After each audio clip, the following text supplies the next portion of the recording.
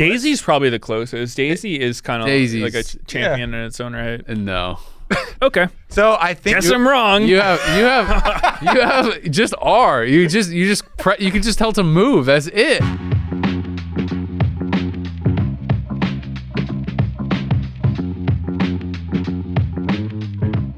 Hello and welcome to The Dive, driven by Kia, Season 8, Episode 22.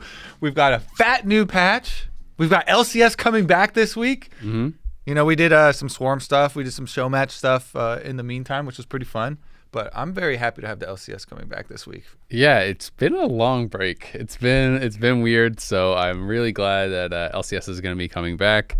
But, you know, right off the rip, we have a roster change that just got announced by Shopify. They're putting Boogie back in for Tomio. So Tomio, unfortunately, getting subbed out. It's tough. Like, they have a video on Twitter if you want to hear their, you know, rationale and everything. And Revan's kind of like, well, it's not like just his fault or anything, but like it's one of the problems, and we think that, you know, Boogie can maybe give us more direction and so on. You want me to give you what I heard when I listened to this video? My translation, the Kobe interpretation of this. Revan basically says, oh, we have so many problems, we don't know what to do. Tomio's not really the problem, but we wanted to change something, and we hope that Boogie's shot calling is going to give some direction, because they have no idea what to do in game, and they're all talking at the same time, and nobody's saying anything clearly. And I was just like, whoa, this roster change does not inspire any confidence, but they are trying something, and they needed to try something because their games were looking pretty rough. I don't know. To me, it raises the question that I had at the beginning of this play. It's just like, why sub out Boogie in the first place, right? He was, in my mind, one of their brighter spots last split. I mean, I guess it was V-Boy, but, you know, like half their wins were playing tank mid with AP junglers. Before it was meta.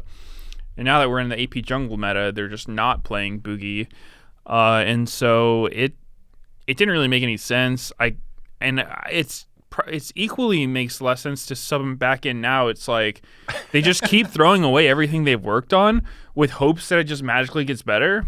To me, that kind of seems like doesn't give me a lot of confidence in their, you know, like GM coach positions, because, you know, you're just playing musical chairs with players, just hoping it works, just throwing stuff at the wall. I've been part of teams that do that, and it's very disruptive. I think it's almost always better to just have a team that you can keep building with. So I don't know. I don't expect. Yeah, I mean, to me, this just read as a vibes change, as like everything's screwed. We're losing every single game. We're getting pounded. We want to change something so people could hope that it could be better. It sounded to me like they threw their hands up and they're like, we're screwed. I don't know what to do. I mean, I don't know. They've looked. I can't remember the last time a team looked this rough in LCS. They're just getting legit blown out every single game. Yeah, I mean, they got absolutely rinsed by Immortals, who has gotten absolutely rinsed by everyone else. Speaking of Immortals, Inero also tweeted a GIF about looking for a job, but there was no announcement around Inero. So maybe he's just trying to add some extra. Maybe he's just trolling. Well, I mean, that's been going on since they said the downsizing thing, and people are just expecting it's Immortals. Because, dude, that's actually so messed up for Inero, because he was part of Golden Guardians when his team got yoinked, and now it's just everywhere he goes. Was also part of another org that went away. What was it? I'm trying to think. Was it Echo Fox? Yeah, Echo Fox, and then Golden Guardians, and now Immortals. So Inero is the curse. Wow. Everywhere he goes. And it's just completely unrelated to him every time, too. It's just... Or is it? Maybe. Yeah. I've got to say, though, I feel pretty bad for Tomio. I didn't get an LCS win. Did get the show match win. Wait, he didn't get an LCS win? No. I mean, they didn't win a single game. They lost every single game. They didn't win a series. They didn't win a game. So it's pretty rough. Wait, I just realized he's actually doing the C2 Meteos. He's getting replaced after week 3 summer. Nice. Yeah, it's brutal. And it's another example, I think, of how hard it can be for rookies coming in on a team that isn't stable at all, right? Like if you come in on a rough team, it is very, very hard to look good. There's so many problems. There's so many issues. I think it's always easy to blame the rookie. And kind of to your point, it's like, well, if you weren't comfortable committing to the development of a player, then you probably shouldn't have put him in the first place. We've seen a lot of like really good examples of how rookies and young players can work and develop on rosters with veterans and rosters, that are kind of a bit more established now. Obviously, it started with EG, and then 100 Thieves were trying to do it, and we've seen a lot of different teams do it, FlyQuest and TL and so on and so forth. But it is tough if you come into kind of a bottom team and there's already a lot of problems. It obviously just makes it so hard to learn, and that's something that it was interesting. The pros that I did last week, I think, is actually out now as we're recording this, so I'm not spoiling anything. But it was interesting talking to Sven and kind of like his opinion on when he was rookie, how when he came in on Origin, he was just surrounded by all these veterans, and he was saying it just like accelerated his growth so much because all these people who had kind of had it figured out could just like fast forward his development basically and just like tell him, okay, this is how you do it, this is how you do it. And you have to obviously like learn how to keep your own identity and learn some things on your own too, but it's so much better to come in one of those rosters because it's tough. Like if you're in a position like this with Tomio, does he get another chance? Like are people going to be like having a negative view of him and his performance because of this? So it's that weird spot where sometimes people in academy used to get offers, but they like didn't want to do it until they could get on a top team. Yeah, it totally makes sense because I think it's not even just a rookie thing. A lot of times you'll see players, Licorice last split comes to mind, of players that will get offers from lower tier teams and just rather not play than play on a lower tier team, because what you're saying about growth, I think it applies to rookies and not rookies as well, where sometimes when you're on lower tier teams, just they're low tier for a reason. You never really know from the outside why, but maybe some player on the team or some coach on the team just has these really like nonsense ideas about how to play the game. So like you were saying about Sven, when people know what they're doing and you just have to learn how to do that, you can become a good player. But if you're on one of these teams where you're just being told to do the wrong thing, so you're trying to do what your team wants from you, but it's just bad, and you have no way of knowing it's bad, then you're kind of just doomed. Yeah. I also think confidence is so big in any sort of game where you're playing at the pro level. And when your confidence gets affected, then it can really doubt the like kind of preparation that you have and the way that you even got there in the first place, right? Like I feel like we've seen so many times where you have a player that's like really hyper aggressive and whatnot, and they get an LCS and then they get slammed or they're on a bad team, and then all of a sudden they're like a 6-camp clear, like sit under your tower type player, who's not doing any of those plays because people get scared of like being the reason that they lose, and they can kind of lose what got them there in the first place. So definitely a tough spot. We'll see though if Shopify is able to turn things around at all. I mean, this is the reason why our best teams have constructed their rosters with pros alongside their rookies. FlyQuest, Team Liquid. You mean veterans? Veterans. They're pros. They're all pros. They're all pros, yeah. Previous pros. But pro players alongside fans. But Team Liquid did do a video on can you survive a LCS game as a gold player? Yeah. And gold player, nope, can't survive. But APA especially has been, really forthcoming, talking about how much, Impact helps him and, tells him things he's doing wrong in sometimes a harsh way, but always like a necessary way, and how much it has really helped him and Jan as well grow so much, with Jan especially having Core JJ as a partner. And then meanwhile, even though, people can be on one side or the other with Bwipo and Inspired, they are veterans of the game and have very clear, ideas on how to play the game. And Masu and Busio also have talked about how much, they have helped them play the game. So I just think like that combination is not something new. That combination is what a lot of teams kind of seek when they're adding rookies and stuff, and it is kind of hard to build up those players. But when it works, it is the best of both worlds, because then people are super hyped for you because you're building up new talent, and you have all the veterans here leading the way and kind of teaching them, and you get this like healthy growth.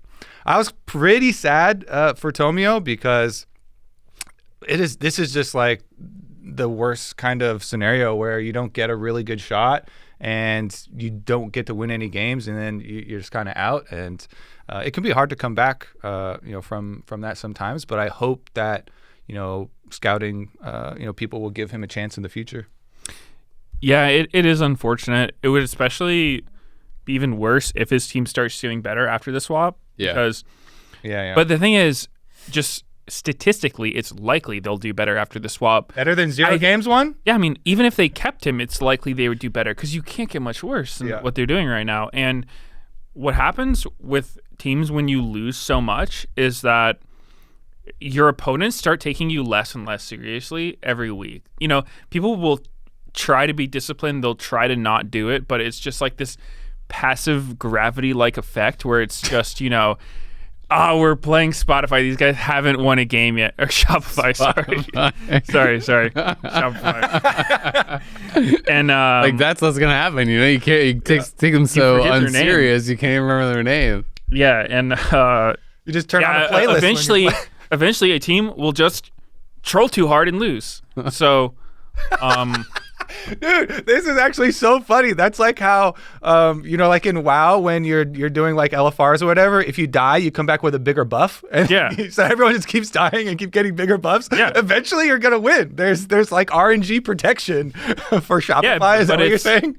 It's more like your opponents get nerfed because they're just there you go. Like you cannot play. You're not gonna play the same way against T1 that you're gonna play against the 0-win team in LCS, who's just legit getting pounded every single game. You can't. It does hurt that a little bit because it's only one opponent a week now. That's true. I mean, because it's best of 3 as well. For sure. And what you were saying before, I 1,000,000% agree, and I still agree for this, but it's like less of an impact because it's like in previous years, if you were playing TL and Shopify, that's your week, right? You do literally 0 prep for Shopify besides maybe you made a draft or something, right? But now it's your only team to prep for, so they're still gonna do some stuff. Also, it's a series, so like if you troll the first game, then you wake up and you're like, whoa, sit up. Yeah. We just lost the game. At their current trajectory, I don't expect them to win a series this split. I would be pretty surprised if they did, but I think it can be, I think it's a little bit more subtle than that. It'll be like, say I'm TL, my next week's game is Shopify. Dude, I'm like so hard not to say it wrong. It'll be, hey, there's this new play style we've been wanting to try out. Let's do it this week in scrims. We might kind of like regress a little bit trying this, but in the long term it'll be good. I'd rather do that against a weaker opponent than when I'm playing against, C9 or FlyQuest or whatever. Yeah. No, I mean, it totally makes sense. I agree. Teams can look past, and they could even be looking towards their matchup in 2 weeks or whatever, right? If you have a really big final week matchup, like, if you're TL and you're going to play Cloud9, the 2 teams that are undefeated right now, you might even be looking past your current week to the next one. We do have a question here. We got a bunch of good community questions. This one's from Peach Fuzz.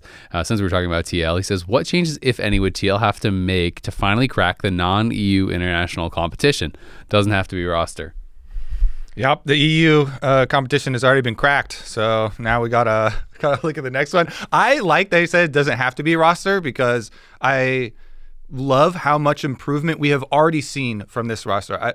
People have very short memory spans, and you remember back to Team Liquid not even a full year ago. Worlds last year. They're getting turbo flamed. Why do you have APA and Yawn? How can you ever win an international game with these carries? Team Liquid, you fools. And now people are like, oh my God, are APA and Yawn the best ever carries, to come out of North America? Is this like the dynamic duo? And it's like, holy moly, how much improvement they have had because they stuck with the same roster, because they added veteran leadership, guidance. I think Impact, by the way, is just, especially after hearing so many of APA and Jan talk about individual things that he's taught them, just like small game concepts or even mechanics types of things. It's like, oh my God, adding that on top of already having a good like structure with Core JJ. I think just stay the course. Yeah, I mean, for TL and continue to try and improve. Everyone seems to love playing with Impact. You've raved about it. Literally every pro I've ever heard talk about playing with Impact is so positive on him. So I mean, that is more than anything, the really good telling of like how useful this player is on your team, right? It's not just his in-game performance, it's how much he's doing. I'm trying to remember where I saw this question. I can't remember who actually said this, but it was basically in an interview asking like, why do they think Impact is still so good? I think it was on maybe one of the pros episodes. And they were basically just saying that it's like, because League is his entire every waking moment. Like he is just so into League and loves League so much that it's like, the second he wakes up, he's like watching VODs on his phone. Then he's like watching, a stream from some top laner. Then he's like, VOD reviewing. Then like just on their lunch break, when they're in between scrims, he's pulling up more stuff. Like it's just all he does, all he thinks about.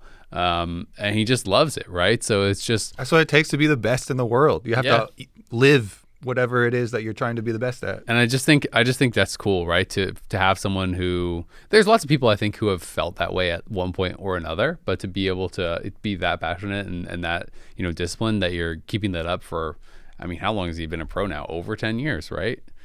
He won Worlds over 10 years ago. Yeah, it's crazy. He actually did.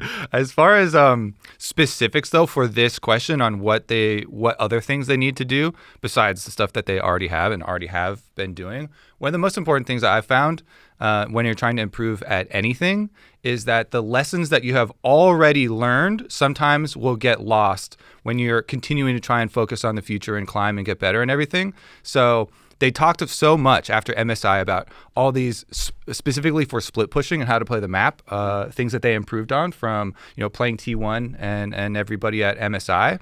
And this comes down to coaching staff, but it is about making sure that those learnings that you had early on get ironed out and put into some sort of process that is not lost, because sometimes you'll be like, oh yeah, we know this, and you just bank that away as something that you've already learned and you've got that taken care of.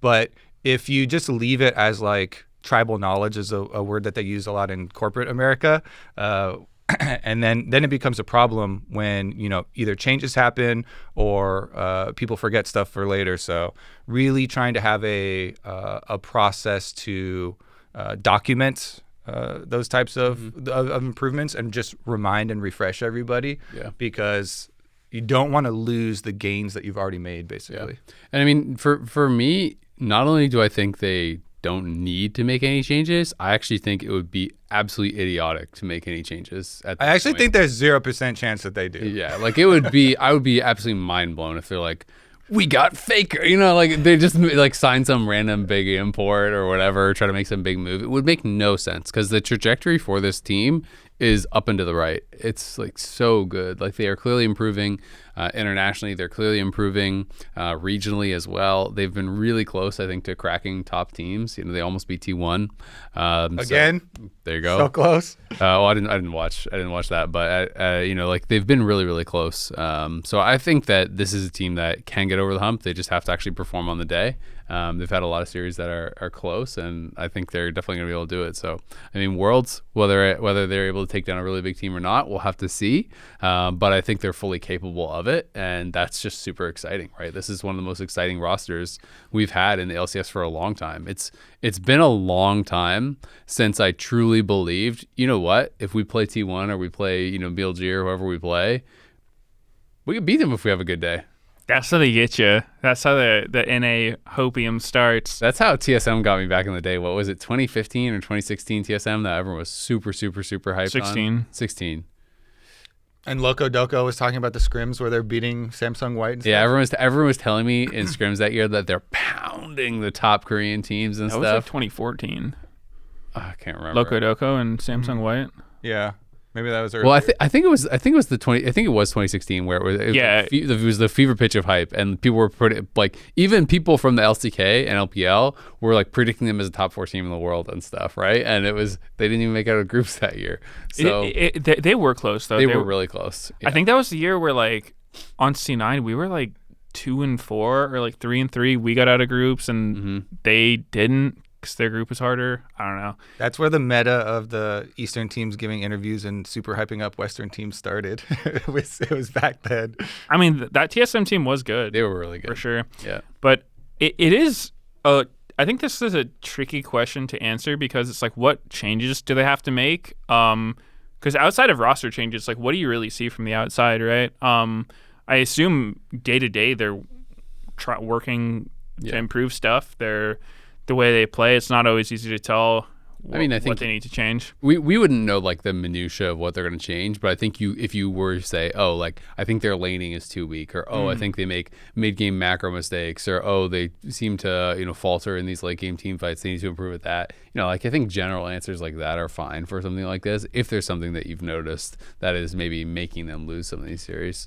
Yeah, I mean the only thing I guess I would say is they've been following this double tank setup like pretty strictly. It seems I think the meta right now is actually really good for them. The Trist Corki tank jungler tank top lane thing, I think that plays to TL's strengths. So obviously I would never fault a team for playing the meta.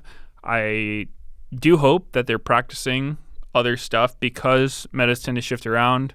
I guess the benefit of the way they're playing now is it's somewhat an evergreen playstyle. If you look back on League for the last 10 years, it's usually something like what we see now. It's Impact playing a tank. True. And low econ ganking junglers are like, it would be hard to imagine them not being viable, at least in some way. But it might not be the best. Yeah, exactly. Maybe it becomes, like Galio mid with Graves, Kindred type stuff, and that's players playing a different role basically of who's carrying, who's setting things up. So to me, that would be the only thing that they might want to keep in mind. But you never know how the game's going to change. So I think they're doing good. Yeah, absolutely. It's definitely an exciting time to be a TL fan. Do you guys want to talk about the patch now, or do you want to continue doing some more questions and stuff? 100%. Okay. I think this patch is. I mean, well, I'll preface it and say this because when I first saw the patch, when you first see Phroxon tweeting out just which champions are getting nerfed and buffed, I was turbo excited. I saw every name on that list I wanted to see on that list. Jungle perspective for high elo skewed buffs and nerfs. I was like, oh my god, Nidalee, Kindred, Brand, Lilia, all these things. It was so juicy, and some of the buffs ended up being a lot smaller, and when we get the actual numbers, and so my hype dropped a little bit, but I still think this is such a good patch, so we should definitely dive into it. I know you have a question. Yeah, a Twitter question. I'll give you this Twitter question. So we actually had a lot of Twitter questions talking about AP junglers, and since we have a couple of junglers here, these specifically, we had one from Rafa as well from Leo, or LCS Stats Guy, but a lot of other people were also chiming in about AP junglers. So they're saying basically, kind of just condensing all these questions into one. With AP jungler nerfs, will we see champions like Amumu, Evelyn, or AP junglers basically just gone? And I mean, I would even add in things like Morgana and whatnot. Like there's those ones that are maybe a tier below that aren't being played that much right now. But do you because Faded Ashes didn't get nerfed, right? So do you think that this actually kills AP junglers in pro, or do you think we're going to see some different ones? I mean, pro is tough to say. The Zyra nerfs look fairly big. I mean, it's hard to say exactly. It looks like it's maybe 20% less damage from each of her plants early game or so. Maybe not quite that much, but that would probably slow down her clear quite a bit. I don't know if you can still do like Krugs over the wall with that type of nerf. But I think as far as AP junglers in general, like you said, Faded Ashes wasn't nerfed. So, I mean, I think in solo queue they'll be alive and well. I think in pro, maybe. I think we'll see more stuff like the Sejuani Maokai probably if the AP junglers aren't too oppressive. But AP Jungle's in a weird spot where, on one hand, I think it's really cool. You can play all these different champs in the jungle, but on the other hand, I've never really liked when jungle is balanced by clear speed. If I want to play Rek'Sai, but I'm playing against like a Brand or something, I'm just so much slower in clearing that it doesn't really feel like I'm playing the same game. Level 3 kill or you're screwed. Yeah, but then I mean, even that pressure is like you go for it and it doesn't work, and then you're even more behind. Yeah. And so I feel like jungle is it feels better if every champion is like at least somewhat on parity with their clear speed, because it's just like it doesn't feel like a really good way to balance the role. It does feel a little cheap for legacy junglers, I guess I would say, like us that have played jungle for super long, when junglers get buffed into the meta just by being like, all right, now your clear speed is insane. And they just kind of, turn a knob and the clear speed goes through the roof, and like, that makes it. So I definitely feel you on that one. As far as these actual nerfs for these AP junglers, to answer the Twitter questions, no, I don't think the good junglers get pushed out. Like, look at this brand nerf is 5 damage on the E and 1 second early, or 1 second at every level even on the E. Like that's barely gonna touch brand at all. The Zyra one, like you're saying, does have multiple things that they're changing, with 1 early on the base damage and then 10 flat with the monster bonus, but then increasing the AP ratio by 2% for later, but then also reducing the flat for later. So she's definitely going to be weaker, and I guess it just depends like how quick or whatever. I definitely think Zyra is being over prioritized a bit already in the LCS. I think she's busted. I've been of the perspective that Sejuani is the GOAT. I think, for my view of how to play professional league right now, I think you should be spamming Sejuani. That's why I also don't like discredit Team Liquid for what they've been doing and spamming the Sejuani and a little bit of Maokai in there. Like I think Sejuani right now is GOATed, and we also have to pair, though, our discussion of AP junglers from this question with, actually, no, the Warmogs change. Because Warmogs is something that Sejuani abused by rushing it. Now you're probably going to rush the, what's the cheap convergence item? What's it called again? Convergence? Zeke's Convergence, yeah. Zeke's Convergence, because you need the extra. It's going to take 200 more HP, by the way, to Can Sejuani get it anyway? Because they were saying that this was supposed to be targeted just at like support. It's supposed to be at supports, but Sejuani's also going to need another source of HP. You need a Ruby Crystal or something. If you want, you can still rush the Warmogs and then build the Ruby Crystal of whatever your next item is, and get your next health item that way, and like you'll be a bit out of sync at the beginning. Well, a lot of people were doing Zeke's anyway. But yeah. So I think the like for sure the build is going to be like hardened into Zeke's then Warmogs now. Yeah. Because 200 extra HP here is also going to like reduce a lot of the engaged supports, where we were just seeing basically everybody picking engaged supports, also probably because your jungler was not engaged for a lot of the teams, and them picking AP. But yeah, I think a lot of these nerfs ended up being smaller numbers than I thought they were, and so we'll see which ones actually get affected. Right now, as far as looking at the AP jungles, I think that Nidalee and Zyra are the two possible like bigger ones. I think the other ones are the smaller. Arthas on the smaller end got pretty decent nerfs in 14, 13. Yeah, and those ones got nerfed already, and people were still playing them. So. Yeah. So yeah, it'll be interesting. I mean, I definitely don't think AP junglers are going to be dead. I think some people are still going to play them, but I don't know. I kind of agree with you that I think it'll be more back to tank. I think not even close to dead. They're alive and well. Yeah. What about this Bel'Veth nerf though? Because you play a lot of Bel'Veth, and Bel'Veth, at least in high MMRs, has been super high win rate for a long time. Attack range, to me, didn't seem like that. Like, this is not game changing for Bel'Veth, but maybe it actually is, because the R bonus range got reduced as well as the regular attack. Oh no, the R bonus range got buffed to compensate for it. Yeah, so you'll have the same range. I feel like Bel'Veth's going to be fine. Yeah, it's a weird one for sure, because I mean, 25 with range? Bel'Veth, if you're in a game where you're winning, you're probably just always having your ulted form anyway. Yeah, you're going to keep so it's not really a nerf there, but in those games where, like, say early game goes bad or your team's losing and you don't have the ult, it just feels horrible, and this is going to make it feel even worse.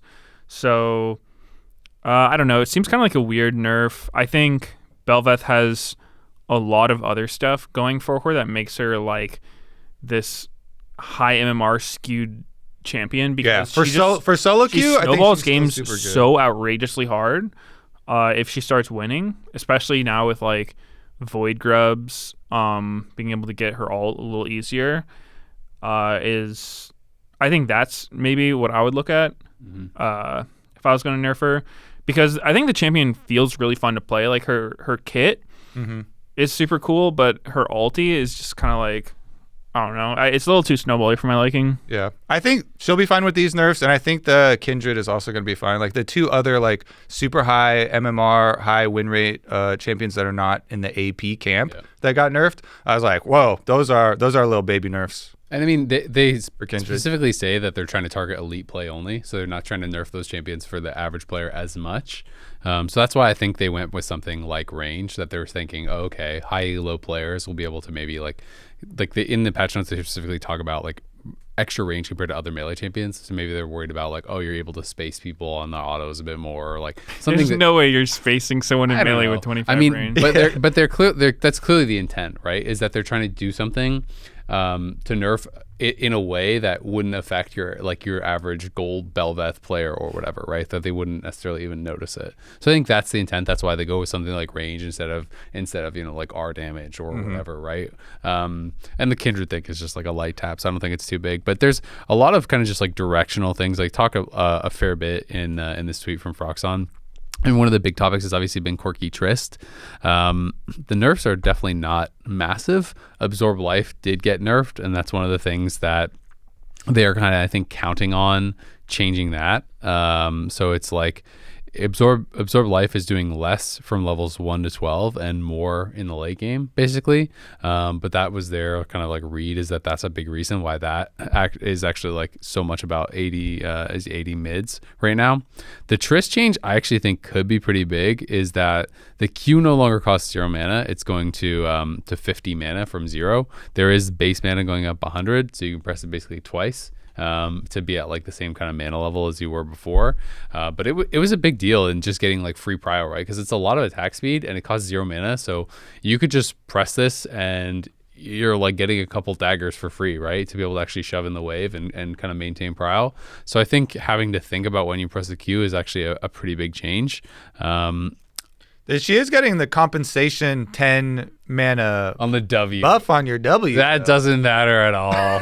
I mean, it's like that's 10. We're counting up every little bit of mana here. 10 mana here, 10 mana there. You don't really W that much. For how OP Trist is, I'm like, yeah, I think you would have needed to take a bigger, like a sledgehammer to really budge Trist, because Trist right now is just overwhelmingly omnipresent actually across pro leagues. I think it's a pretty big nerf. I think mana is sometimes overlooked as like how big that can be. We can be bigger. We can go. Yeah, we'll see. We'll see. I mean, maybe she'll start building Essence Reaver or something. I think it's pretty big, to be honest. Yeah, I mean, maybe if you go a different build, but then there's like a cost to that as well. The quirky ones is just base health went down 30, which doesn't really seem that big to me. I mean, I guess if you think you can like all in Corki or something, that plus I guess the absorb health, maybe he's actually gonna have a significantly less amount of health throughout lane because of that. So maybe it will, kind of like culminate in a larger change, but that one doesn't read as big to me at all. If it stops Corkies from Wing onto me as being their optimal thing, where they can just jump forward and sudden impact type of thing go on me, then I'm all for it. But Corki, after the last set of changes, already switched over to fleet footwork and stuff anyways. Yeah. And was going that, so... Dude, when I'm playing mid and a Corki walks into my wave level 1, turns on E and just wins the trade, autoing me, like I get so triggered. I am definitely hoping these nerfs do something to Trist Corki, but I don't know. My gut kind of tells me it won't. These don't seem that big, so I guess we'll see. If we think about also the buff to Jace, where it's like they're kind of trying to give you another option. They're like, take a little from Tristan Corki and then like 3 that they were trying to buff. Give a little bit to Jace over there for another AD mid option. I mean, they're also buffing Zed, but I'm like, there's no Jace, Zed, Aurelia are the like AD soul laners that they were saying that they were trying to get back into the meta. And I think Jace is the kind of front runner for pro play at least. Yeah. For solo queue for sure. Other ones definitely a pretty big option. But yeah, I mean, maybe we definitely do have some mid laners that are big Jace enjoyers. So I would like the mix up as far as having different AD options for mid lane. I think Jace is more interesting than the other two. Do you think that this is it? Like, if Corki Trist were gone, like I guess you guys don't think they are, but if they were, do you think that's a bigger nerf to TL than maybe other teams? Because it feels like those are kind of like APA signature champs now. No way. His signature is still Aurelion Sol Ziggs. I think he's just abusing meta. Yeah, I don't think it would necessarily like hurt him that much because APA does play other stuff. You know, Ziggs is probably what he's most known for. Yeah. Azael's really strong. And he's played stuff like Ari Nico as well in the past. I think his Ari Nico were never as impressive to me though. So it's kind of interesting because like he's always been insane at Azael, always been insane at Ziggs. People used to meme kind of on his Trist and his Jace and his all these other things. His Trist and his Corki have gotten really good and get respect now. Mm-hmm. But it's like those are the 4 main champs I would say that everyone is like, okay, this guy's actually just really good on them. So it's interesting to see like. Do you think he's just improved so much as a player that like he's just going to be good on all those champs now, or is it like okay, you actually just got really good at additional champs? I think he's got enough stuff. You know, his Cassiopeia is also something he's pretty well known for. So I don't think it'll necessarily hurt them that much. I think TL might do better than some other teams with the nerfs. Some other interesting things in the buff section are the top lane, these tanks with Cho'Gath and Sion here. With Sion, I mean, they're buffing the W damage as well to get it baseline, so you don't have to like put points into W. It's just 14% of your target's HP instead of scaling from 10 to 14%, which is kind of interesting, but actually is just like buffing his tank matchups, which... I mean, that's pretty big, an extra 4% of their health. Yeah, starting from level 1. We'll see about that one. I already think Cho'Gath is like decent. I think Cho'Gath's pretty cool. It's like one of the old school simple champions. I don't think he's decent, but he is has cool. some horrible matchups, and especially at high elo where players are really good at dodging skills. Yeah. He's an old champion, okay. Yeah. But when someone whips out a Cho'Gath, I'm like, well, I got respect for you. So he's definitely more fair than a lot of stuff that you see in the game. So I think it would be cool if Cho'Gath was meta, but except for the silence. The silence is actually not fair. I mean, by what standards though? It's strong, but he's not pulling you through a wall, dashing 500 yards, killing you. Yeah, no reprieve. I mean, some champs just get so blasted by silences. True. You go, Cho'Gath. Yeah, Get those buffs. I feel like it's hard to exist as Cho'Gath though, because if you ever fall behind, you just can't step foot into a side lane. He's completely immobile. Yeah. A lot of tanks, Ornn, Sion, they have some way to get away. Cho'Gath just doesn't. He's just dead. Waddle away, man. Yeah, he just falls over. Some of these adjustments are kind of buffs too, for sure. The Hecarim ones are definitely, I would classify as buffs, even though they're like adjustments here. You're getting a bunch of HP per level.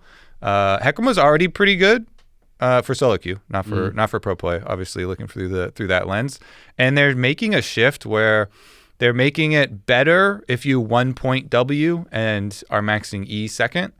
Plus, you're getting a little bit of just extra early durability, so I think that's quite nice for Hecarim, because Hecarim was already like quite good on when you get your item spikes, but vulnerable a bit to early invades and stuff like that. So I definitely might dust him off. I think it's a good time if you're a Hecarim enjoyer to pull the Hecarim back out. Yeah, the Azael stuff will be interesting too, because they're taking away the like little instant tap thing.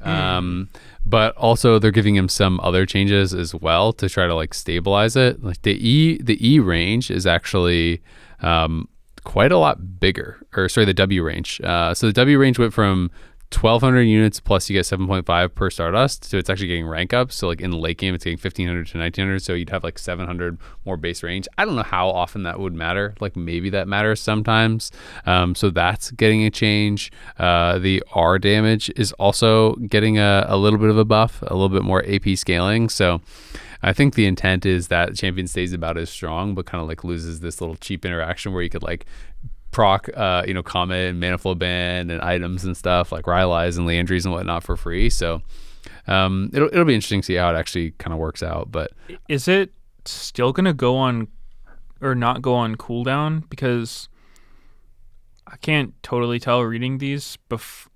What it says here, it's just the mana cost. Okay, so it'll just cost more mana, but he can still do it.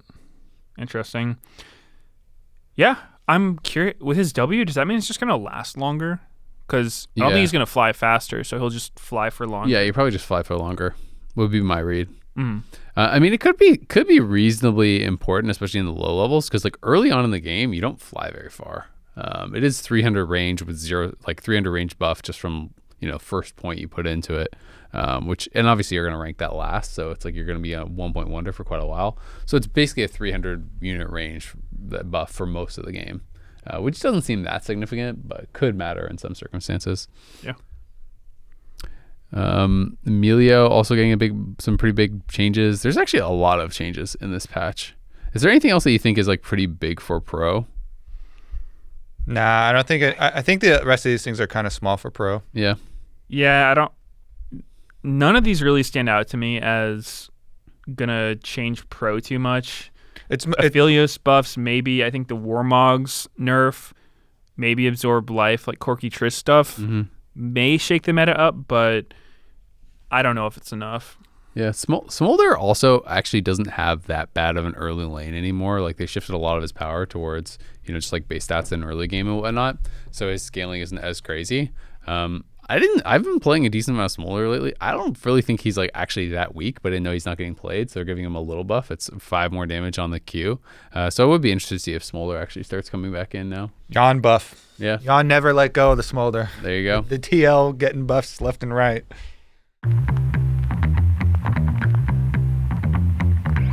Hello? Bro, what are you parking? Seriously? What is that? Remote smart parking assist.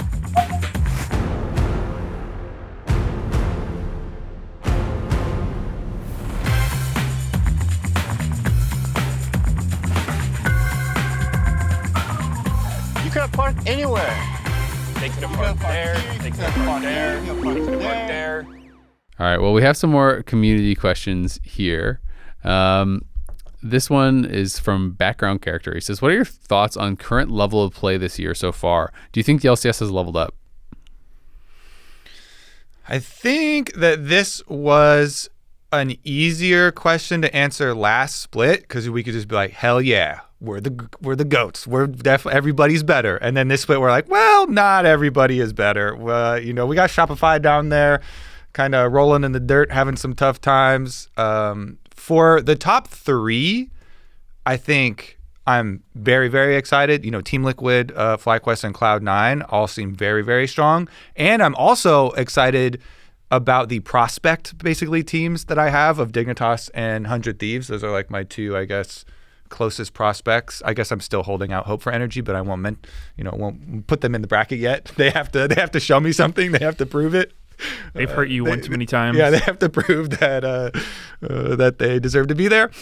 So I think I still think it's overall pretty healthy. Of course, we do have kind of I think Shopify is just like the one right now that's pretty sad. So hopefully bringing Boogie back, like maybe they can find some direction. Mm-hmm. I mean, to me, I'm really just praying that this break was good for them and for Immortals.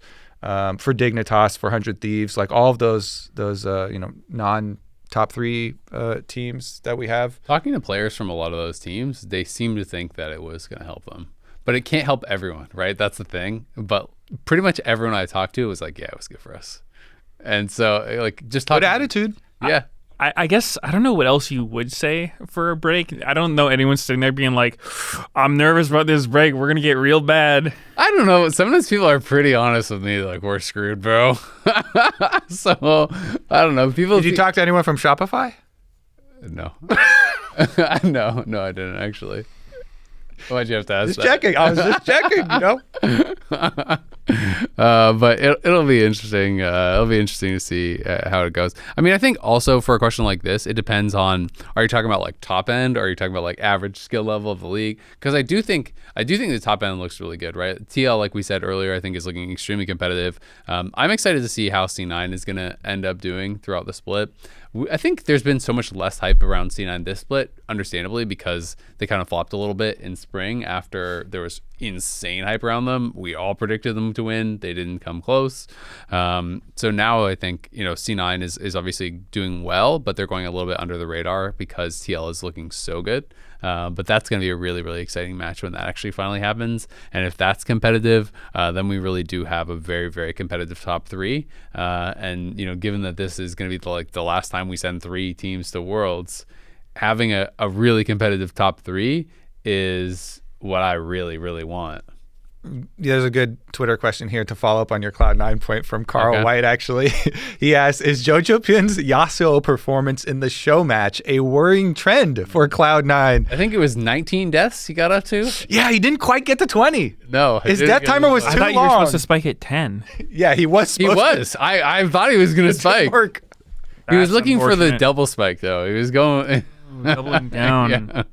If you don't hit on 10, you got to go for 20. Yeah, exactly. And he was trying. Like if we were playing Fortune in TFT, he wasn't going to cash out. He was going to push his luck. He did do everything. He typed in all chat, don't end, to try and buy more time to get to his 20. He's trying to get that 20, yeah. The show match was really fun, though. I like that. Thank you, Carl White, for the question. Glad you tuned into the show match because that was actually super fun.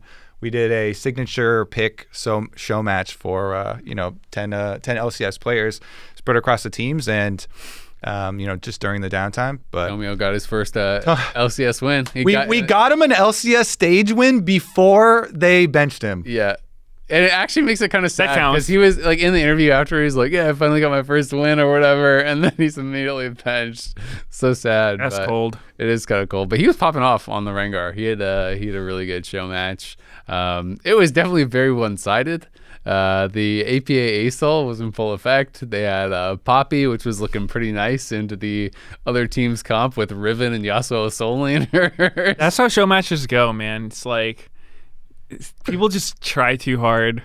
I always say when I'm in a show match, if I'm winning, I'm going to troll. And if I'm losing, then I'm going to try. Yeah. But some people, they're just like, I need this show match win. I can't handle anything other than a win. I mean, there was definitely some trolling going on, I will say, because that game could have been ended in 20 minutes, and it was a 40-minute game. So they gave them their chances, but it was more just them beating up on the other team. They were kind of doing some soul missions, let me try this 1v3 or whatever, but it was not very close. Yeah. But it was definitely a fun show match.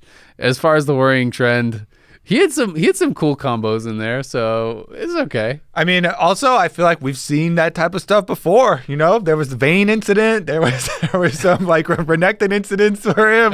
He's had games where he's died a lot, so it's not a worrying trend. Deaths? It's fine. Not 19, but I think Yasuo is a champion that pro players can go pretty much their whole career never needing to play Yasuo.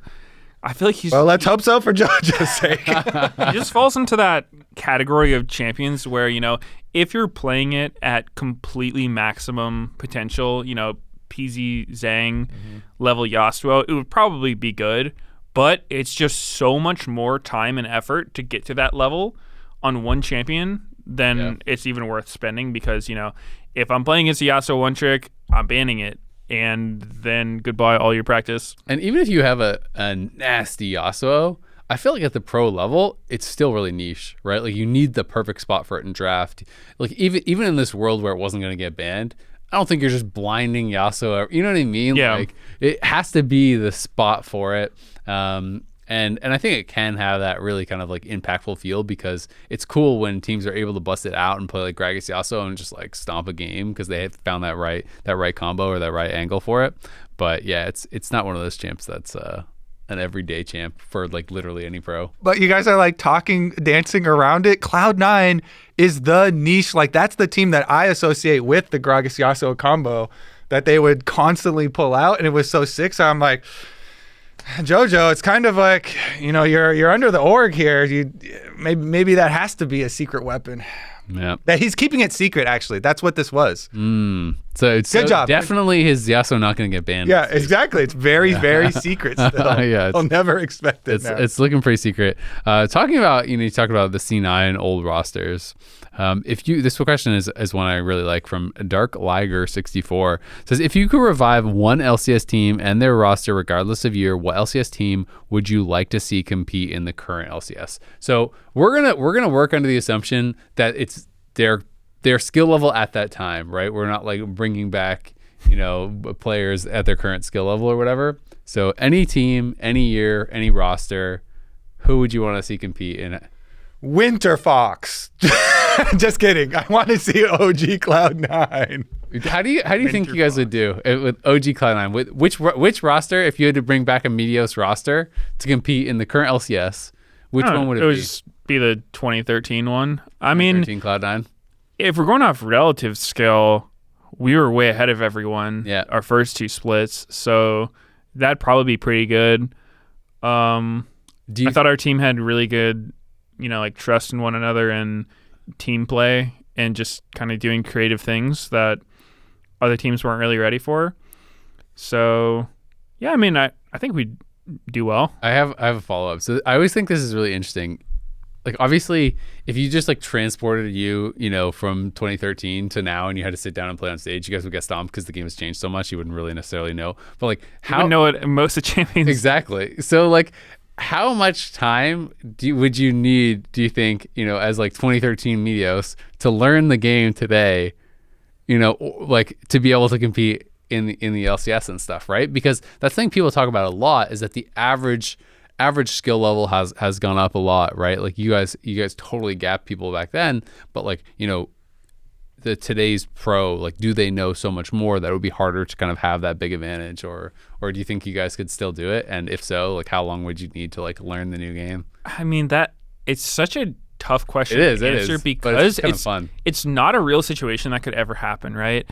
So to me, we have a pretty time much machine here for you today. pretty much since the game came out, at least in the early days, I played League just all day, every day. Yep. So I imagine in those early days, there probably weren't many people, pro or otherwise, that had played more League than I did. And so I think that's, always going to give you a big advantage. It's just the amount of time you put in.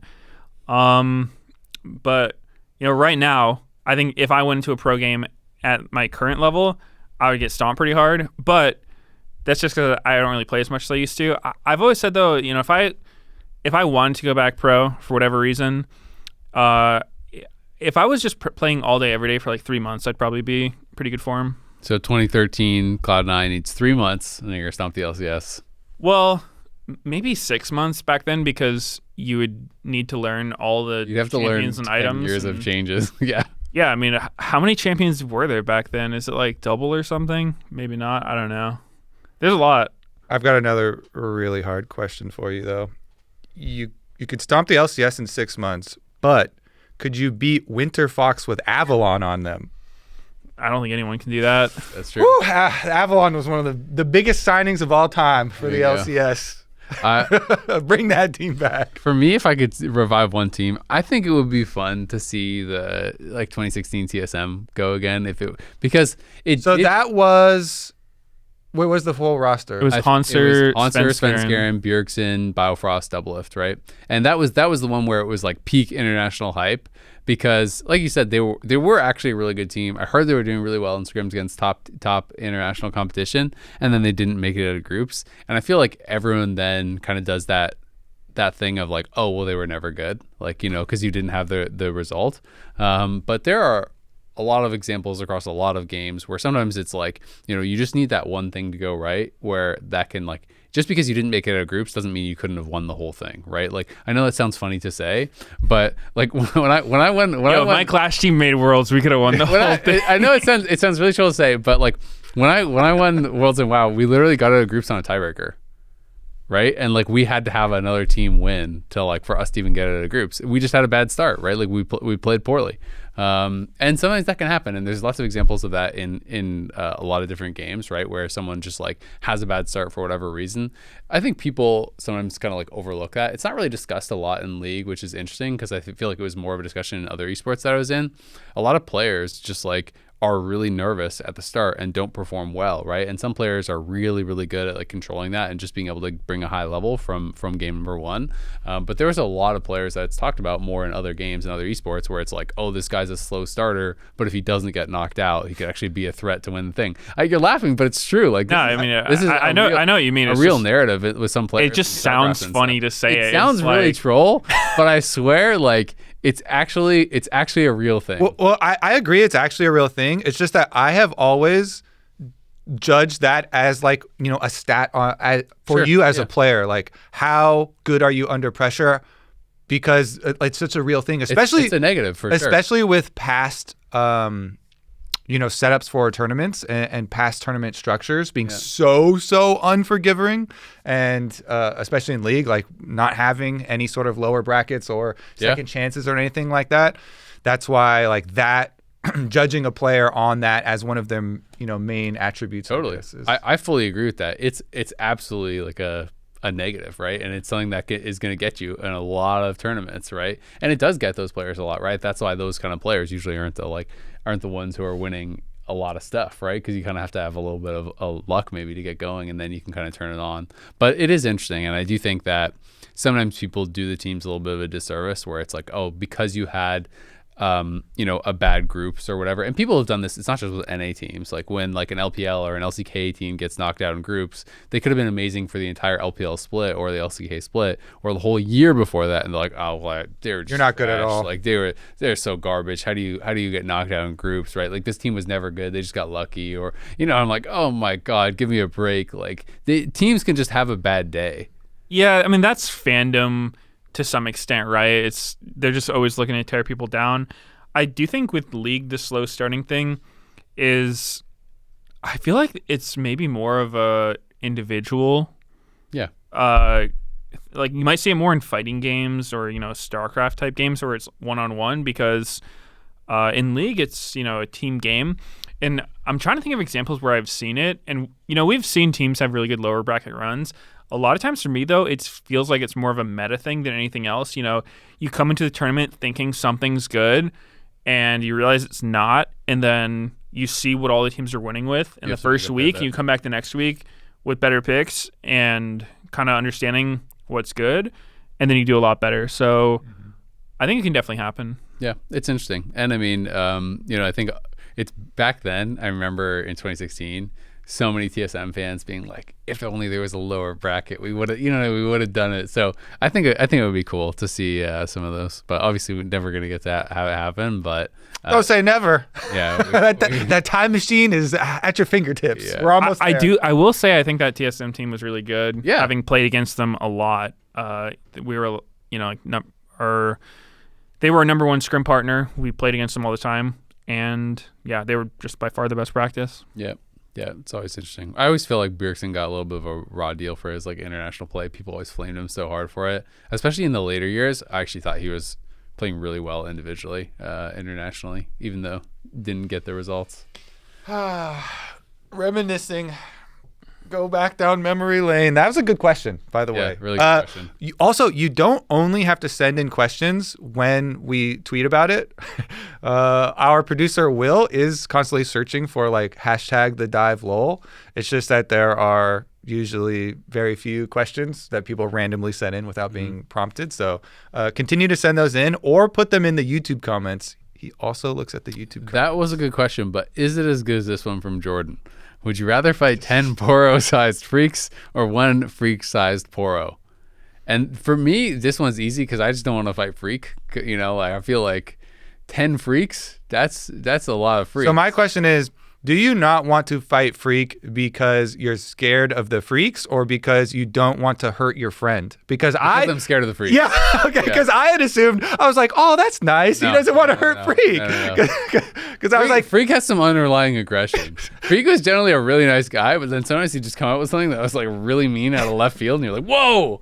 You got some pent-up anger there, Phreak. He thought it was funny or something, So just like 10 little poro-sized vicious Phreaks, I feel like... they could do some damage. This is such a common question to get like the size difference type of question, this framework. And I almost always go with fighting the small things. The like loads. Not in this case though. Loads of small things. No, this case I still was going to, but then you said the thing about not wanting to fight Phreak, and I thought, oh, I don't want to hurt my friend. And then I was kind of like, you know what? No, I'm okay with that. I would feel I'm gonna use it as my reason. I don't want to hurt 10 little baby Phreaks. They're how big is a poro exactly? I don't know the Aren't lore. they kind of different? When I see them, like Braum is like holding one. Braum's pretty jacked, and like That thing's like filling up his arm. Are I they- have a is stuffed, every I have poro a the stuffed same one size? that's like this size, but I also have one of those hand. Let's ask Google. How big is a poro? Because they get bigger when you give them the poro snacks. Oh, that's true. Is this like a emaciated poro, or is this like a well-fed poro? Wait. This We do need the actual lore on it. I don't know. But they can't be that big because even the big stuffed ones, like the largest one I've seen has been like beach ball size, I guess. Yeah. I don't know how big. Well, what they are. would you do? You Well, it would just be a math question, right? I would, depending on how Math big question. depending on how big the poro is so 10. you're going 'cause for volume of poro? Yeah, because it's a 10-to-1 ratio. You know, if the poro is, you know, Yeah, you want to Bigger know than that. the ratio of Phreak size to a poro size, Yeah. and is it bigger than 10-to-1? yeah, Yeah, exactly. I'll That's just fair. go for- That's fair. This I one- think this- it would be this very easy to fight random an Google actual thing- poro though, because they don't have limbs. Like their limbs It'd are lick you. Its tongue's so big. yeah, it's just like a big fluff What ball if it's got vicious with teeth? no What if we can just chomp you? I've not seen a poro with teeth, big teeth. So, but Neither I don't. have I. but I don't have a. It says on average they're the size of a medium-sized dog. So a medium-sized dog is like 30 pounds, something like that. I feel like that's pretty big. 10, 30. We're going 30 way pound too. freaks? We're going way too deep on this question. It's not that deep, guys. It's I not would that probably take the poro size Pretty deep. or the freak size poro. I'd go with the freak size poro as well. Yeah. deep. Okay, so you're changing off the small ones. No. I don't want to fight the freaks. I never wanted to fight the freaks. Oh, right, because they're were vicious. Scared of the Yeah, vicious yeah, freaks. yeah. Okay, I'm the only one going The small. the small freaks would definitely punch you in places you don't want to be punched. They'd be vicious. I know that guy. All right. We have another question here. This one comes from CZ. He says, look at Srtty's dominance in solo queue. Is he knocking on the door of LCS? Are there any other solo queue monsters that have LCS potential but never got the chance? If you guys don't know who Srtty is, he's playing in Academy right now. He was 2,100, maybe even 2,200 LP. He set the record for highest LP ever in NA or EU. And so he's getting a lot of hype. I definitely think he's not getting the door in the LCS. I've heard rumors that he's going to be in the LCS next year. We'll see if that comes to fruition, though. Yeah, I feel like he's at an all-time public perception hype for like solo queue players. Yeah. Oftentimes players will get hyped up because you reach high rank with a good win rate or something. But him breaking that record plus winning so many of the like tier 2 championships and systems and tournaments that he's played in also serves to build up a whole bunch. Plus he's under the FlyQuest banner, which FlyQuest doing quite well. And so you've got, a decent training ground there. So I feel like there is a lot of public momentum behind him, and it feels like it's overwhelming. So he's going to get pushed into the LCS through one of these team orgs, one of these GMs. I feel like is The expectations are sure going to be going crazy to. for him, though. It is, and I think it's a really interesting case because I guess I'll start by saying I think he definitely deserves a shot based on what he's managed to do in solo queue. It's super impressive. The reservations I would have, I guess, is in solo queue, he plays things that are typically not that good and competitive. I would say like half the time, the meta for top lane is you are blind picking a tank and you're getting some terrible matchup. So I feel like it's hard to leverage your ability to counter pick and just be a really aggressive lane dominant player. in vain type of things that he's been. Yeah, Twisted Fate. Not to say you can't do it, but I think your team has to really play around that, and sometimes it can come at the cost of other parts of your draft. So I think that can be a little bit difficult. Another one is I don't want to take too much credit away from him, obviously, but in solo queue he plays on like 7 ping. I don't know where he is, but he has like almost land ping, and the pro players he's playing against have like 60 ping. So that's definitely going to be an advantage in solo queue. And we've just seen time and time again of people who do really well in solo queue playing on the lower ping environment. Then you come out to LA and it's tough. You don't have the advantage anymore. I will say, though, to be fair to him, it's not like he's a solo queue only player, right? He's playing in Academy. He won NACL. He won NACL Spring. He got second in NACL the previous year. He also, I think, competed in collegiate as well. He won C-Law, so he is playing competitive. And if you look at his games of Legends for his competitive champions, number 1 most played, Renekton. Number 2 most played, Cassante, right? So it's not like he's playing, Vayne top every game in an ACL. I agree he may not be able to bring that, but he is playing a lot of carries too, like Jax is his 3rd most played, Fiora is his 5th most played, and so on. So he's obviously trying to bring some of that, but clearly is playing, the tanks and kind of standard competitive tops as well. But it'll be interesting, right? I think the expectations when he does make it are going to be unfair, because the expectations are going to be like, this guy's so insane, he's going to stomp everyone, and there's no way that's going to happen when you're playing against super experienced pro top laners. And I think the top lanes in LCS it's a really strong field. It's actually really hard. Yeah. So I want to clarify. I'm not trying to discredit him. It's just my only reservations, because I know a lot of times when you see players like this, it is easy to get way too high of expectations. So I think he deserves a shot. I think he's really good. Yeah. But just things to be cautious of. If you're winning an academy and you're slamming in solo queue, it's kind of like, what else can you do to get to pro, right? That's you've done what you can. If you're winning tier 2, you're slamming in solo queue, you've done everything you can, right, to be able to kind of try to get to that next level. As far as the second half of the question, as far as other kind of solo queue monsters that didn't get to play in pro, I know someone a lot of people used to talk about is TF Blade. TF Blade, love him or hate him, he is very good at solo queue. I think there's pretty much no denying that. That guy has gotten to the top of solo queue so many times across so many regions. He's an absolute solo queue monster. That's someone that a lot of people talked about, for a long time. I think as far as someone that can maybe make it, there's definitely a lot of players over the years. Apto, I guess, was someone who got a competitive ban though, right? So Apto is obviously not for LCS, but in Korea was really famous for a long time. I feel like people don't talk about him as much anymore. So what happened to him? Does he still play? I think he still streams. He always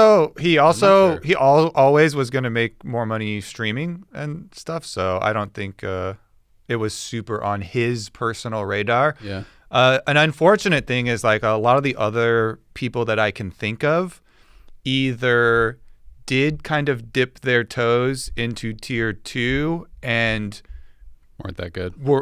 Got kicked off teams because they were just too toxic to play with. So, the unfortunate thing is that a lot of these players that are super hyped up for solo queue and then either try a little bit into pro play or don't even try at all, some of them are just super hard to work with, because League is a social game and you do have to have other skills besides just, piloting your champion super well and having a lot of game knowledge. You also have to have some level of social skills to be able to play a team sport basically with people. And actually, even those requirements aren't super high because people are usually pretty okay, we're all gamers here. They can, take a lot of trash talk or, have, I feel like they're pretty generous with the type of behaviors that they can accept. And the unfortunate thing is there's still even people beyond those levels where they're just it's crazy how they cannot understand even basic levels of interacting with other humans to be compatible. And so I'm that's a lot of them. I feel like those are the two reasons. Either you're hey, I'm going to make more money streaming, or you're really hard to work with and probably too super or your toxic. Style is horrible for, exactly for that was pro. There's also some one tricks, right? There's been lots of really amazing one tricks over the year who are top of top solo queue, but can't make it big in pro because one tricks just don't have a chance in pro, really. Yeah, and I guess the other thing which sort of goes with the social aspect you were talking about, Kobe, is just play styles, because in solo queue there are just certain things that work well in solo queue that don't translate to competitive whatsoever. For jungling, champs like Nunu are good in solo queue, but it's just no G2's not putting competitive. Kesha in. Maybe, I don't know. But that's just one out of many examples of certain strategies that just work really well in solo queue. People who super roam heavy and stuff, and the roams don't get respected in solo queue at all. Exactly. And even just some things like playing extremely selfishly and greedy in solo queue generally goes better than in competitive, because in competitive, a lot of times playing that way makes it harder on your team. And it usually the best teams are the ones who know how to like sacrifice a little bit from everyone to make the collective better. And I think that's just a really hard thing for players to learn, because like if you play that way in solo queue, you're just not going to do as well. That's why I'm so hyped for Srtty, just because he is doing all the right things along with being really good at solo queue. So, yeah, definitely exciting.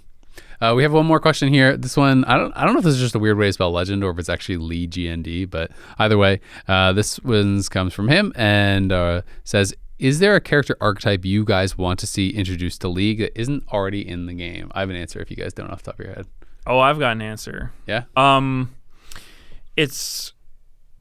always want them to make like a Trent character, because we have Ivern and Maokai. Yeah. And like kind of Zyra, but not really. And I just feel like there's room for like a really cool tree character, because the ones we have right now, like Maokai is like, he's not cool. It's a lame tree.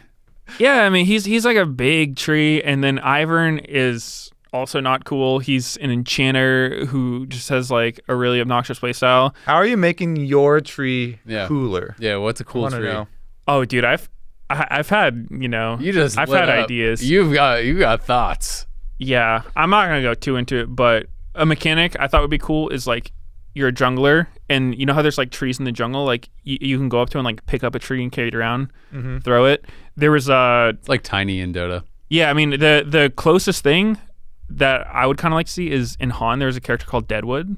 Oh, the one that could like sprint through the tree. Yeah, he like sprint through the trees. He like pick up trees, throw it at people. Like he was a badass tree. Yeah, that's a cool tree. That's what Maokai. That's what Maokai wishes he could be. Yeah, he's the tree she tells you not to worry about. That tree's got some aura. Yeah, that tree's got game. For me, I actually cannot believe with over 160 champions in the game, we do not have a single actual like pet class or like multiple champion thing where you're actually controlling it. Every time there's a champion that comes out where they're talking about like, Kindred and things like this. I remember I was on playtest when Kindred was coming out, and I was so excited when I heard the concept, because it's Lamb and it's Wolf, and I was like, you're controlling two characters and like you're going to be doing all these things, right? Like it's so fraudulent. The closest we have is like Daisy and Tibbers don't do it for you. They're terrible. Are you kidding me? Like that's just. It's not a separate thing that you're controlling. It's just literally like an AI thing that does its own thing. Like I mean, you control it. You put in some more input. Daisy's probably the closest. Daisy is kind of like a champion in its own right. No. Okay. So I think guess I'm wrong. You have just R. You can just tell it to move. That's it. Okay. That's trash. All right. Compared to like Meepo and champions that are like there's these kind of champions in every game, or like Syllabear, or like it's like another character that's like actually a champion that you're doing things on. You want to control each of Neferi's dogs with its own inputs, with its own movement, or at the very least, even if it's less complex, like having multiple images and stuff. Like this is a common archetype in many other MOBAs. Like obviously there's lots of them in Dota that people talk about, like Phantom Lancer or Naga, like Naga Siren, with being able to like farm multiple different places and have images and stuff like that. I think it's a really fun play style, and I've always really liked pet classes and things where you can control multiple characters at once, and like that kind of thing has always really appealed to me. I think partially also because I played a lot of StarCraft, where it's like you're controlling a lot of things and it's kind of fun, is where I kind of came with that. But I've obviously played a ton of Dota back in the days, and always loved that style of character as well. Even like Nature's Prophet, like controlling the treants and stuff, being able to like split push with those and do different things, I always thought was really fun. And in League, to me, it's never really felt like, it's just like they're like the extra units are always just like part of an ability. It's like, yeah, Yorick can technically send his maiden down a side lane, or you can do these kind of things. You have the ghouls, but it's like really it's just like part of your character. It's not actually like something that's independent, or at least that's how I feel about like Tibbers and Daisy and all that kind of stuff. I feel like you can control Tibbers and Daisy about as much as you can control the treants and the like trees. Like you can walk around and tell it to who to attack. The thing I see holding it back is that's like not true. You have to add extra keybinds if you really want to have like a full immersion. Yeah, you have to have control groups and stuff. And so I feel like that's probably the reason why they haven't implemented one, like a really in-depth one in League? Like treants, even just the treants in from Nature's Prophet, like you can split them up and send them into 3 different places to scout and stuff. Like you can send them fully down a side lane by yourself. Like you can be microing them individually. Like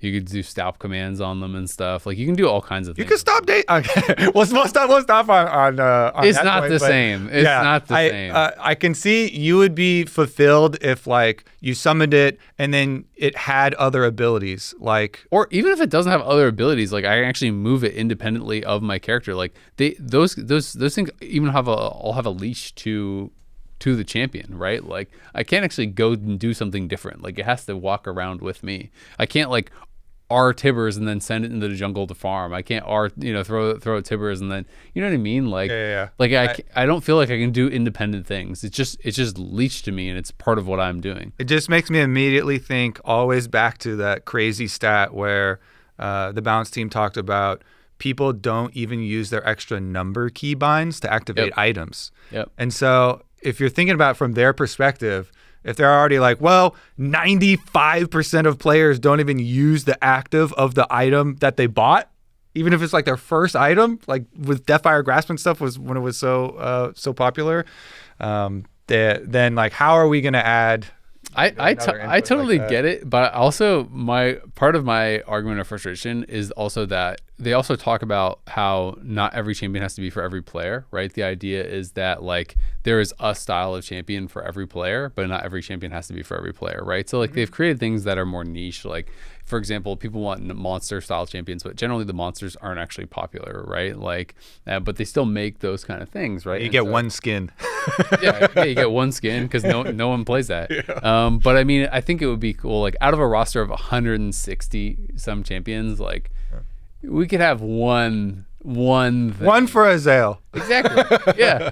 Everyone gets a chance. Yeah, exactly. Yeah. So that's my argument. I mean, I'm shocked that I was shocked when I started playing League that didn't have a champion like that. I'm really shocked that over 10 years into the game that there's not one like that, because that is just such a common archetype across fantasy games, RPGs, even other MOBAs. It's everywhere. All right, well, we are 75 minutes in, and we haven't talked at all about any of the upcoming matchups. So let's get into the upcoming matchups for this week for a little bit of a preview, because Dignitas versus Team Liquid is more of a banger than you would think if you're only looking at standings, I feel like. How much of a banger would you think? Would me personally? Yeah. Or it's more of a banger than you would think. Or how much of a banger am I assuming that other people are thinking? Yeah. How much of a banger are you thinking the viewers think? Yeah. I think other people would probably assume like 5 out of 10 banger. 5 out of 10, but okay. It's going to be more like a 7 out of 10. 7 out of 10? I'm telling you. Okay. Because I also talked to some of the teams during the downtime, and Dignitas is one of the ones. I guess they were all pretty positive about their practice, but they're definitely feeling good. And this is one of the rosters that I also expected to have a pretty big, like acceleration towards being a strong team play rather than just individual play. So I'm super excited. Dig is actually the team that I had pinned as I'm most excited to see after the break and see what they have worked on. And going against TL is the toughest opponent in the whole league. Everyone agrees on that, so good luck. I think it's going to be fun. I'm excited to see how Dignitas does, but I also know that Sven, on the pros I did with him, called this, and I quote, a schedule loss. I've heard that term recently. It's funny. So he was not giving them much of a chance. I was like, oh, you're playing TL. How do you feel about that? He's like, well, that's a schedule loss. I have to beat these other guys. Dude, Sven is too funny. I think that will be a hard match for Dig for sure, especially after their FlyQuest series. I was so hyped going into it, and then it was just so rough. Yeah, I mean, the hype going into the match was sweet. The match itself, I mean, we don't need to talk about it. So, yeah, we'll see how they do. It'd be a good test for them, I'm sure. If they're competitive in this series, people are going to be really excited. So actually, when in my earlier multiple bangers perspectives, your perspective for banger is sounding more like a 3 or something. And so I only have to bump it up maybe 2 of 5 to get the promise. I'm excited for the possibility, but I thought he was going to be trying to sell me more on the possibility as well. Yeah. He was like, no. So the other series that day is Immortals versus FlyQuest. Do you feel like that has more potential to be close? Are you still buying into this Immortals are good at scrims and just need to bring it to stage story?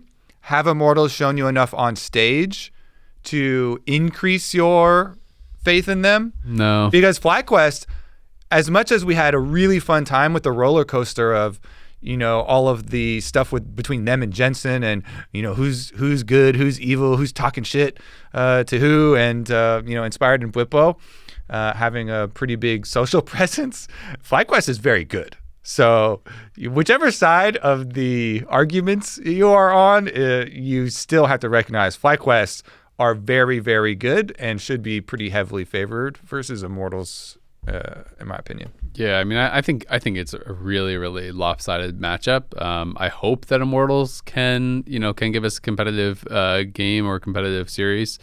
They've still shown some glimpses of that, right? Like you have those moments. There was like the tactical Lucian game, I think it was, where it was really, really close until he got caught by Palafox. I think that was the one against Energy where he got caught mid and ended up dying, and then that game kind of went bad. But I mean, they got 2-0'd by C9. They got 2-0'd by Energy. They stomped Shopify, but like at this point, you're not giving that many brownie points for that one. So they haven't really shown me enough to think that they've actually made any real changes from spring. I still hear that they're pretty good in scrims. I still hear people talking positively about them in that aspect. But at this point, if you haven't been able to translate that to stage, I don't think there's going to be, some big kind of like eureka moment where like all of a sudden they're a top team. So I think kind of like what you see is what you're going to get. Immortals are going to have some good games and some good moments where they're going to be able to challenge a team or maybe take a game. But I don't think, especially in BO3 world, we're going to see them steal like a series against a top team. Yeah, I would just don't have too much to add to that. I would agree. I think Fly is favored. Immortals hasn't looked bad, though. Even in their 2-0 loss against Energy, they were doing well in both games, right? It's like, I think both games actually ended up with Palafox catching tactical in mid lane. So, I mean, maybe it's things they can work on. I don't think they're as doomed as someone like Shopify. No. So, Shopify is going against Energy. And I feel like both those teams were struggling. What about that one? Is that one more even? Shopify's going to have to show me something for me to ever give them any credit. Like, they have been so rough this split, no flame to them personally or anything, but like their games have just been so bad. So yeah, I got no faith in them right now. Until further data is acquired, every scheduled Shopify game is a scheduled win for the other team then? And we've heard scheduled losses. That's what it's seeming like. So Shopify are the scheduled wins at the moment. Okay. I mean, Shopify have got to show us something, right? I honestly, it's interesting because when I talk to pros, people will be like, yeah, like Immortals is just cursed. Like they're just always going to lose on stage. Like they're just not. But I mean, I felt like even in spring they were way more competitive than Shopify. Like even though Shopify was winning some games and whatnot, I felt like Immortals had way more competitive games. But they just have never been able to fix their problem where it's like they can't close things out, right? Or they drop these big games. But I mean Shopify, they're averaging 2K behind at 15 minutes, right? Like they're getting slammed in the early games. It's tough. So it's just numbers, man. You don't know the backstory. The stats are not indicative. Yeah. These last 2 weeks, transformative. I hope so. I hope that they're competitive. The other matchup we have is on Sunday, C9 versus 100 Thieves. So 100 Thieves is another one of those teams that is on that. I mean, I guess they're all tied technically for fourth, but there was like three teams, I guess, that were all 1 and 2. It was like Energy, Dignitas, and then it would be 100 Thieves. So where those 3 teams are all at 1 and 2. So these are actually really, really important games for all those teams that are trying to kind of like crack into the top 3, top 4. Were you dissuaded at all from ranking 100 Thieves high after their? I would give them their TL losses. Everybody's like got those scheduled losses, but what about the Dignitas losses? 400 Thieves, because that's the one for me where it got a little bit rocky. I would say for 100 Thieves, it's tough to say because I don't know if the meta right now is too great for specifically sniper because with top lane being, Skarner. Well, Skarner's been nerfed pretty hard. I don't even know if he's going to be meta anymore, but stuff like Skarner, Cassante doesn't really play to his strengths as well. He had a lot of success playing, lane dominant fighter type champs, things, Renekton, Aatrox, I don't know, Camille, those type of champions.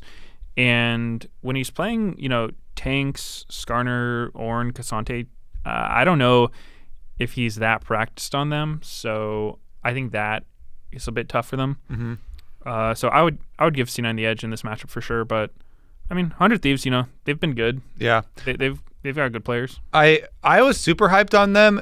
Like I said, it got a little rocky with the losses to Dig, and then you have to play Team Liquid right after that. So then you get used to like back-to-back series, and you see them losing. But I'm still like, this is a really fun team to be hyped for. Yeah. So I still am always gonna have kind of like starry, rose-tinted glasses here for how much River can do in these losing games. Even watching the losing games, I was like, oh my God, I feel like I commiserate with River so much. Like his team is all inting and losing. I'm like, man, and he's just like me. I was like, look at him. He's still he's still farming up. He's still getting kills. And then like he was the hope to win that game. I'm thinking of multiple games, his brand game, his Zyra game.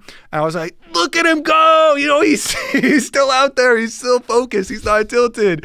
And so I always so like, he's man, just like me, man. River Giving up. I was just Every like, game I queue up, every lane loses. It's all on me. I love River. That River's like, he won me over through my ego. Yeah. I mean, I think it's interesting, right? Because they did lose to Dig. That was a bit of a rough result, I guess, to like go 0-2 there. But they also 2-0'd Energy, so it's kind of like the two teams around them. They won one against one, lost against the other. And Quids look really good too. Yep, and they haven't played Immortals yet. They haven't played Shopify yet, so they haven't played the two bottom teams. So yeah, they already lost to TL, but they are going to have, a couple kind of like more expected wins, and those ones are really, really important.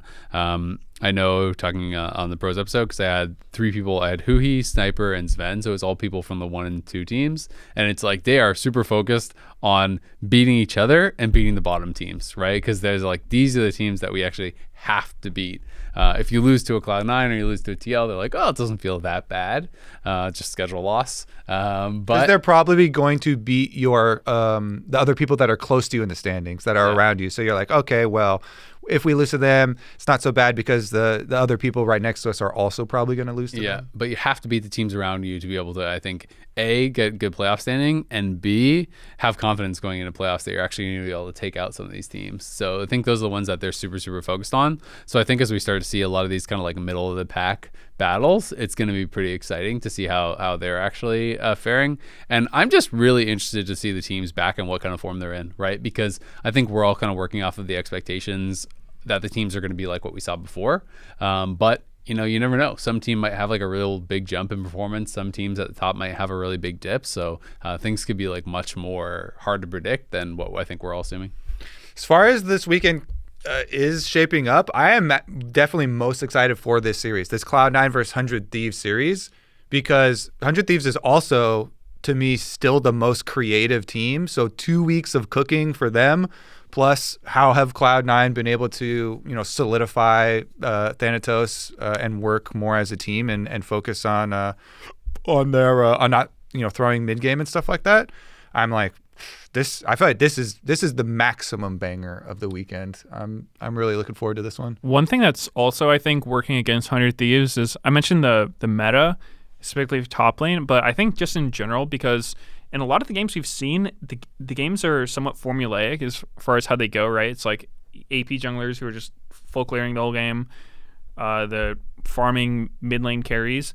I think 100 Thieves does a lot better when their games are more chaotic. I think, River is he's such a smart player. He can like find lots of pick angles, but when you're playing Brand or Zyra, like you don't have the same tools as when you're on Jarvan, Lee Sin, Vi, whatever. So I think that if the meta shifts, it'll be good for them. Yeah, it's totally true. I mean, for Quid as well, right? You think about a lot of his best games. People think of Ari games and things like that, where it was all about playmaking, really for their whole top side, right? Like that was the style, was they were going to play aggressive. They're going to scrap. They're going to find these picks that are going to maybe change the game.